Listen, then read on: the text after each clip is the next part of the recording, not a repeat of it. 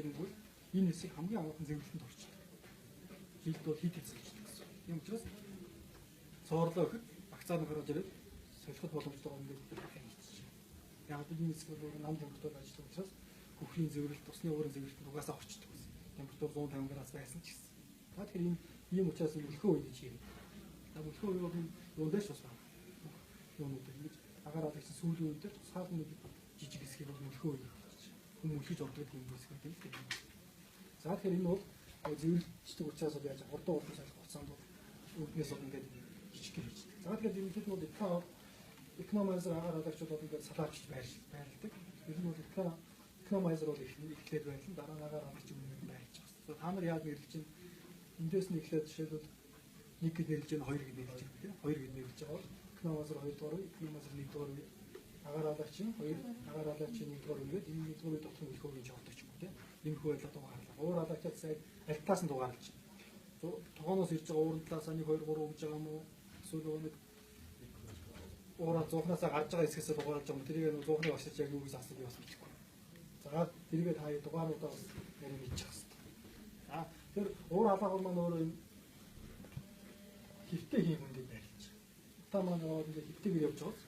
Энэ хэсэг энэ бүх суухнуудаа маань уур халаагч байлаа. За энэ дээрч мөн байна. За харин 75 зуухан дээр бол бид нь ширмэ уур халаагч гэдэг гэж байдаг. Тэгэхэд энэ 220 болон 420 зуухан дээр одоо дөлний өндөр температурын хүсний ширмэ уур халаагч тусгай уур халаагч байна. Энэ ширмэ уур халаагчийн гол зорилго өндөр температурыг одоо улааны шингэж авсаар хийгдсэн. Тэгэхээр галын утлуугаар дүрж байрлаж байгаа. Дээрээс нь тийм. Тэгэхээр юм бол илүү их одоо улааны шингээс улаан гэж хийж ширмэ уур халаач. За ийм онцлогтой байна. За 420 зуухаар байна. Усны экономайзер бол агаар халагчууд бол арай өөр тийм. Экономайзер нь бол салаачд байрладаг. Агаар халагчууд. Экономайзерыг дээд дунд гэж нэрлэж байна. Дээд дунд пакет, агаар халагч юм нэрлэх дээд дунд пакет гэдэг. Дээд дунд шиг тийм нэрлэж байна. Солиуч байдал. Тэгэхээр солиуч байдлахгүй нэг дутагдаад байна. Жишээлбэл эндээс бол халж байгаа агаар маань 360 марын градусаар халах. Яг л энэ өндөр температур байлж байгаа. Харин эсрэгээрээ 420 зуухан дээр энэ биш агаар халагч маань доор байрлаж байгаа учраас энэ агаар халагчаас гарч байгаа утааны агаарын температур маань арай бага. 300 орчим байдаг. Тэгэхээр агаарыг хэдэн градусаар халаах байдлаас хамаарат арай өөр байна. Тэгээд ерөнхийд нь та тооцоогоор бол зуухны ашиглуулын коэффициент та бүхэд энэ дулааны тоос хийсэн байна. Ерөнхийд нь бол энэ зуун дээр диплом хамгаалалтын дээр бол за энэ тийм нүүрсээр ажилладаг. Энэ зуухны ашиглуулын коэффициент бол 89-аас 91 л орчим гарч байгаа байна. Одоо биш нэ. Ийм гарсан. За цагт бол одоо тийм нүүрс тийм илчлэгтэй. Одоо нүүрсийг бол одоо хэдэн тонн гэж шатаах боломжтой хэлж байна. Хэдэн тонн гэж шатаа. Одоо бүр нарийн тооцоонд орчин байгаа шүү дээ. Хэдэн одоо метр куб утаа үүсэн тийм. Одоо хэдэн тонн үүсэж шатаад хэдэн метр куб агаар эрэхтэйгээ танаа тооцоонд олцсон байна тийм. Тэр бол одоо ирэхэд нь хийж болно. Хийж болно. Төчийн тооцоонд хийсэн байгаа юм тийм. 1 грамм одоо төчийн шатаар одоо жишээлбэл онлын үед хэдэн метр куб агаар эрэхтэй. Бодитоор бол одоо илүү лагарын процент олох гэж байдаг юм байна. Тэр нь одоо сайн мэдэх. За нэг зүйл байна. Илүү лагарын процент гэсэн нь ойлголт байна. Ер нь бол онлын үед бид нар бол нүүрсч бас хими элемент. Хими элементийн бид нар валентаар тооцоод 1 грамм одоо төчийн шатаагаад ийм одоо хэмжээний агаар эрэхтэйг бодож болж байна. Гэтэл бодит тохиолдолд тэр одоо 100-ын шалтгаан өгөхөд олон бүтэн зүйлээс хамаардаг учраас яаж. Яг одоо тэр ондоор гарсан агаарыг 100-нд өгөхөд шаталт маань бүрэн явагддаг. Тэгэхээр бид нар яадаг вэ? Онлын утгаас 10-аас 20% илүү хэмжээний агаарыг өгч. Тэр агаарыг илүү лагаар нэрлэх юм тийм. Илүү лаг. Энэ илүү лагаарыг яаж авах вэ? Илүү лагарын коэффициент гэсэн коэффициент гэдэг тийм. Айл илүү лагаар гэж. Тэр коэффициентээр тооцоод тийм авах. Тэгэхээр 1.2 гэж байдаг шүү дээ. 20% илүү агаар өгөх гэсэн. 1.2 гэж. 20% илүү агаар өгөх гэж шалтгаан бүрэн явагдана гэж. За энэ зоохны зүгээр яг экологтой холбоотой нэг хамгийн одоо төчиг бүрэн ашиглаж байгаа одоо нүүрсийг тоосрол шатаад байна. Ийм хамгийн бүрэн ашиглаж байна. Яг л төчиг одоо машинарын мундаглаад агаартай одоо бүрэн харьцуулж байгаа. Тэгэхээр бүрэн шатна гэсэн. Нэг хүндэглээ. Өндөр температур үүсэж байна. Өндөр температур үүснэ гэдэг нь энэ дотор агуулж байгаа түвшин дотор агуулж байгаа нөгөө хөхөр азотууд чинь NOx, SO2, SO3 гэсэн хотоо нэгдүгээр үүсгэж нэг хүндрэлтэй. Тэгэхээр хотоо нэгдэл үүсдэг учраас тэрийг одоо цэвэрлэх одоо тусгай хөргөжүүлэх азот хөргөжүүлэх систем гэдэг бол хэрэгтэй. Харин одоо сүүлийн үед бол эсрэгээр экологийн үүднээс бол одоо түлшийг бол нэг их өндөр температур шатаахад одоо оновчгүй болчихдог. Услах давхтаа зуух танаас сонссон баг тийм. Ойролцоогоор 850-950 градус үүсэж шатаахад цагны үүссэн дээр азотын эсрэг хөхрийн эсрэг гэж үүсэхгүй гэдэг одоо байна. Тийм хүмүүс хүмүүс бас асууж байгаа шүү дээ. Яагаад ийм зов сонгож байгаа вэ тийм? Өөр одоо орчин үеийн зовнууд байна уу гэдэг чинь хамгаалах хэрэгтэй хүмүүс асуугаад. Тэгэхээр яг энэ бид нар бол энэ дипломатсээр бол Монгол станцуудынхаа одоо зовнуудыг сонгож авсан. Энэ бол сүүлийн үед бол ирэх хүслээр автаа зовнуудыг ашиглаж байна.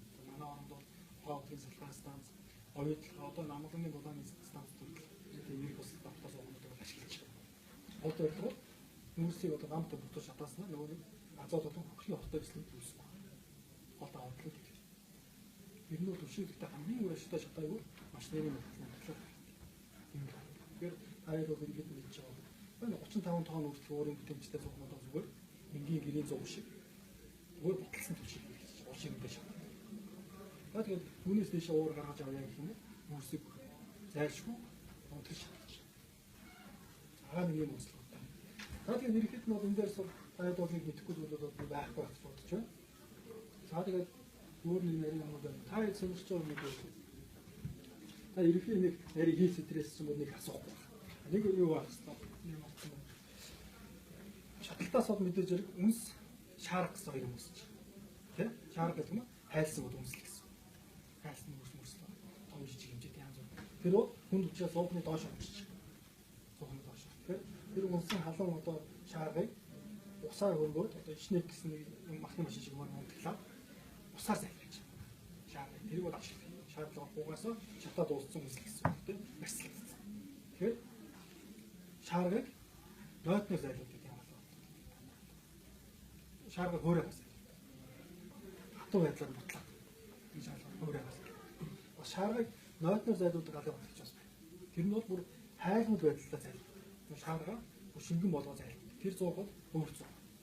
640 зууг бүр том жамтай зууг дээр хийх. Цаамар болгоо шаарга бол хатуу байдлаар зайлуулж. Хатуу байдлаар унтглаа. Тэр зайлуулахдаа усаар зайлуулах бол тэр нойтноор гэсэн үг биш. Шингэнээс зайлуулдаг, хуурайгаа зайлуулдаг хоёр арга байна. Тэгэхээр хуурайгаа зайлуулдаг, зүгээр яг зайлуулахдаа бид усаар зайлуулж байгаа таад байна. Тэгэхээр шааргыг хуурайгаа зайлуулдаг зов гэх юм байна. За дээрэс нь манай зовнууд дээр мэдээж хэрэг нүүр шатааж байгаа юм асар хэмжээний үнс үүснэ. Үнснүүд чинь хойшоо дамж болгонд нөгөө экономикээр агаар халаа шийдэл дээр ч очиж тогтчихдаг. Тэгэхээр дулаан дамжид муу явагдав. Тэрийг цэвэрлэхийн тулд одоо тусгай цэвэрлэх системүүд. За энэ 200 дээр жишээлбэл үрлэн одоо бөмбөлгөөс ирүүлж байна. Одоо тусгай жилтэй үрлэн бөмбөлгүүд. Энэ одоо үрлэн бөмбөлгөөний бомб гэдэг юм байна. Малтай гонуудыг цэвэрлэдэг юм зүйлүүд байна. За зарим тохиолдолд манайх бол халуун дараалтаа агаа уураар цэвэрлэдэг юм системүүд байна. Манай 400-200 дээр жишээлбэл өндөр дараалтаа уураар цэвэрлэж байна. Тийм одоо цэвэрлэдэг юм бол байдаг. За тэгээд энэ зүгээр бод үндсэн одоо тийм параметруудаас хангаж байгаа. Зов манай ашлуулын процент цагтаа нэгэн тоо нэмэгдүүлэх юм тий. Тэгээд 1 кг-д түшиг шатаах хэдэн одоо мэдхгүй байгаа хэрэгтэй. Тэгээд тооцоогоор мэдчих хэвээр. Тэгээд энэ 100-ны хатгоонуудаа мэдчих хэвээр. Агаар алагчаас агаар номгоор 30 градус болж байгаа юм тий. 30 градустай бол хит бол чад чад чад. Тэрийг мэдчих хэвээр. За нөгөө талаас өндөр даралтай халагчаас тижил ус ирж байгаа шүү. Экономазраар ороод цагаан логод хит болж байгаа. Тэр мэдчих. Танаа бацсан дэш байгаа тийм. За тэрийг мэдчих аваа. За тэгээ уур маань одоо ямар параметртэй болж харж байгаа. Тэрийг мэдчих. За тэгээ энэ бас нэг боломжтой байна. 7500 жижиг шатлан зургачаас уурын температурыг тохиолдоход бол нөгөө гадаргуугаа уур хөргөх гэсэн юм байна. Гадаргуугаа шугам одоо тижээлөөс гатантаар нуур яваад одоо тэгж уурын температурыг тохиолдог. Харин 200-оор 400-ын дээр бол рефреск нэрлээд цацруулагч уур цацруулагч холиг шиг нэрлээд байна. Рефреск нэрлээд. Уурлуу уул яаж юм? Тижээл ус шүшиж. Уурын өөрийнх нь конденсат шүшиж. Тэгэхээр уур маань өөрөө өндөр температуртаа уцсан байж байгаа яаж юм? Нөгөө усыг ууршуулаад температур нь уурч. Тэгээд уурсан ус маань өөрөө уур болоод ууртайгаа зүг яваа. уурын температурыг бол нэг болон 2 үеэр тохируулж байгаа шүү. Ялангуяа 400 200 хоёр шатны уур хөрвүүг байх хэрэгтэй. Тэр зүйлүүдэд хаяа сайхан уншдаг. За тэгээд хаяад бол аль нэг одоо зоохны дижээс юм уу одоо юу гэдэг уурсны за янз бүрийн хий агарын ч юм уу математикийн схем сонгох энэ дээр тооцоо хийж байгаа шүү. Тэр юм одоо ихтэй багш нараас хаасан. Тийм зүйл. Өшөө энэ дээр содруулах зүйл байна. Галлаан мазут хэрэглэх. За ерхэд нь бол яг мазут хэрэглэх норм гэж ерхэд бас байдаг. Мазут хэрэглэхэд бол уурын бүтээмжийн нэг 5% гэдгээр бол нормчлсан байдаг. Яг одоо тэдийг хэрэглэх гэсэн бас их хэцүү. Энэ бол уурын бүтээмжийн 5% гэхээр одоо хэд вэ? 7500-ны 5% хэд вэ? Тийм хэмжээний мазут галлаан хэрэглэх нь одоо байна. Энэ нь бол байд ойлгох хэрэгтэй. Мазутыг бол энэ галлааны үед хэрэглэдэг гэдэг юм байна. Тэгэхээр мазутаа асаагур одоо энэ асаагурын чинь одоо голоор явж байгаа шүү. Тусгай бас юм байна. Мазутаа шингэн төлөвлөлд оруулахын тулд бас өндөр даралтай уур хэрэглэдэг шүү. Тийм бас мазут өөрөөс угаалцсан зүйл шүү. Тэгэхээр өндөр даралтай уураар байнга одоо шингэн төлөвлөлд хэсгийг байлгаж. Тэгээд хэрэгтэй өөрөөр мазутыг зааж. Тийм зүйл. За өөр. Тэгээд юу яа уурын генератор номдор байна. Энэ зуухны хийц, энэ зуухны чинь бүр ирэхээр энэ зуухны чинь байгаа асаагурын төхөөрөмжүүд өөр бүсэд тооцоолж байгаа юм байна. Намаас ахын шиг бол гайг байх гэж бодож байна. Тийм.